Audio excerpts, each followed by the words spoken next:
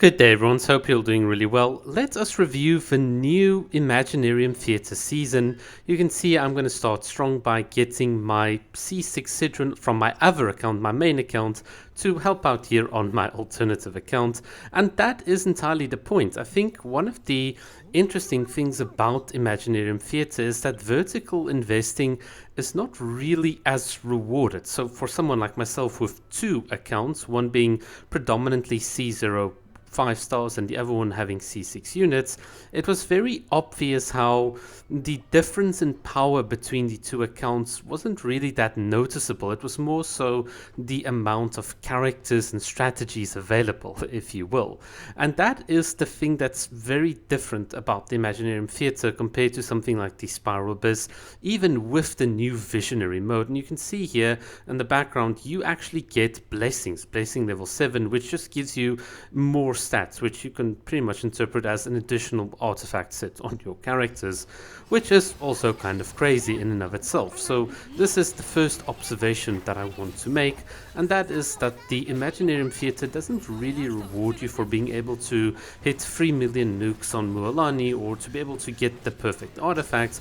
Rather, it focuses more on your understanding of the game, the different types of game modes, and seeing how well you can work together just using different characters and elemental reactions beyond their typical archetype. So what we mean by archetype is something like saying we're going to play Freeze, or we're going to play a Hyperbloom team, and the Imaginarium Theatre, because of its restrictions, very often breaks that mold. So it's not like you're always going to run Xiangling with Bennett and Xingshu or do an international whatever.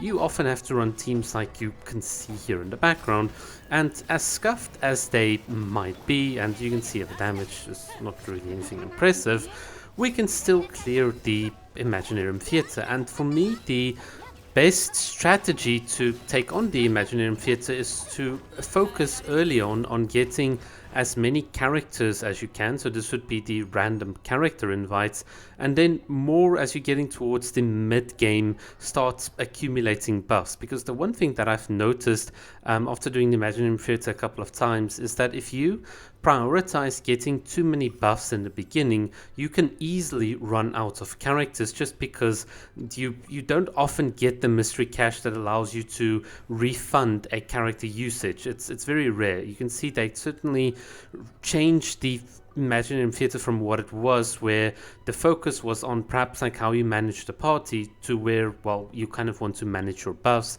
but of course you still need enough characters to continue, which is an interesting mechanic to kind of balance everything. Regardless, I must say, I think the boss battles, if you will, for instance, I can see against Triple Kenki, is quite interesting because you have to put in a bit more thought. So you can see here I used even the Trial Mualani to try and group these guys, put the burning aura on them, so that I'm more enabled to do consistent vaporized damage. And of course the key now is to play in a manner such that these guys will be grouped up, otherwise you'll lose damage. Ordinarily, if this were the Spiral Abyss, it'll take me about anything from 12 to 14 seconds, even at level 100, to destroy these guys. But here, because we don't have those luxuries, you have to think about how you want to do things with trial characters and characters that might not always work that optimally. I mean, people might think that Bennett and Xiangling are these amazing characters, but once you start stripping away the Vaporize and the VV Shred and all these things, the damage output really starts lagging. And especially if you've got an account like mine here, my second account, which is not built as properly. So my characters don't have the perfect artifact set, so you can clearly see that the age-old advice of just build Bennett, Xingshu and Xiangling doesn't really apply unless you've got very good artifacts. I mean, they really suck at the lower end of the scale, whereas a character, for instance, even the Trial Mualani here, really kind of exceeds them. This is kind of the point that I've always been making, and it's very obvious how the Imaginarium Theatre takes something or characters that are perceived to be very, very powerful, and by putting them into different teams, you really are stress testing the flexibility of these units. And it's very clear that in certain game modes, some of the characters just don't function that well. And this is the observation I've always been making about Genshin Impact. It's not that Bennett, Xingshu, and Xiangling, or even Kazuha are so strong and dominant like people make them out to be. It's literally just the lack of a proper format. You are not rewarding alternative clearing conditions, for instance, like tower defense, or even survival game modes, or game modes where you have to beat enemies in waves or where enemies are spread out. It's very often that Genshin is very restrictive in how they represent the combat scenarios. So here's a very, very good example.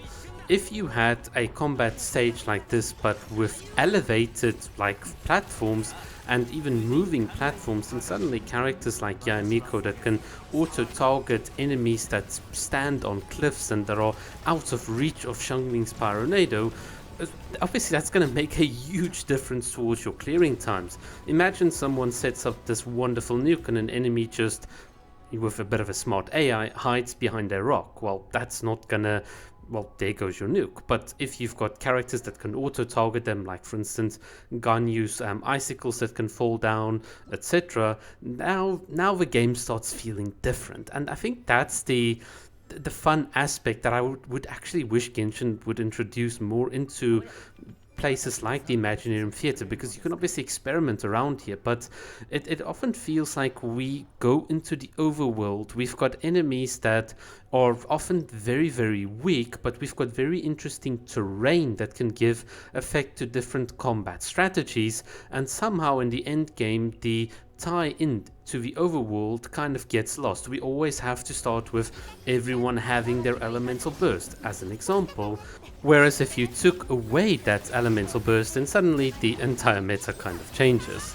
And this is the thing that now separates the Imaginarium Theatre, because in a strict sense the amount of vertical investment and grinding out for artifacts is useful up to a limit. So you're not really being rewarded for having the rank 10 Arlecchino or whatever in the world. It's just as long as you've got good enough artifacts, then honestly the Imaginarium Theatre's buffs will carry you even with C0 units. And this is the one thing that I've noticed from my playtesting.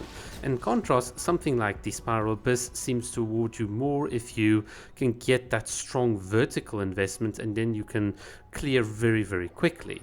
Either which way, I do think that the Imaginarium Theatre as an endgame mode is much better than the Spiral Abyss, precisely because they encourage you to build more units, and they've got rewards that are related to you building units, like the Thespian tricks, the echoes, and so on. I just wish they'd release more with more of them, and hopefully in the future even something like giving us character skin tokens that you can redeem. So imagine instead of having to pay an exorbitant price just for a Nero skin, so you can see I don't have a Nero skin on this account, it would be so cool if you could grind out tokens, or like let's say for every 10, like you beat the Imaginarium Theatre, you get 2 tokens, and every 10 tokens you can redeem any like 4-star skin in the game. I think that would be a healthy way to do it in the Imaginarium Theatre.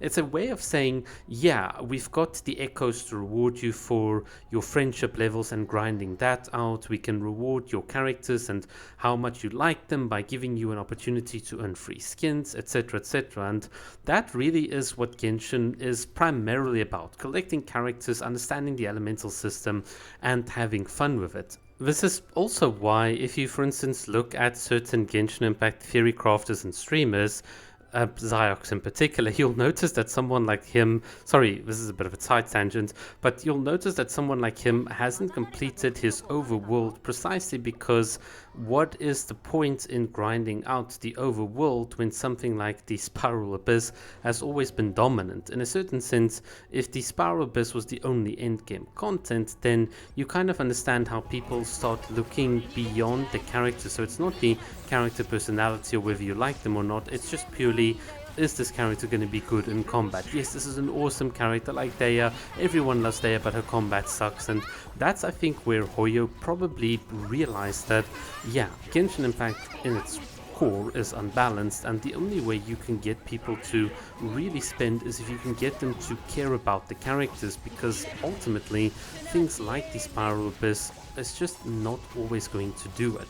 And I think that's the healthy balance that a game mode like the Imaginarium Theatre got right. It encourages even casual players to get characters not just for the sake of getting them for combat, but because you can do more cool things once you've leveled and built them up. And in its current form, even with the visionary difficulty mode, it's still not enough. It's still not enough to encourage us to truly care about the Genshin ecosystem. And this is all I can really give as like feedback. I wish there was more. I wish there was more to do with the characters and having something more integrated with the characters themselves.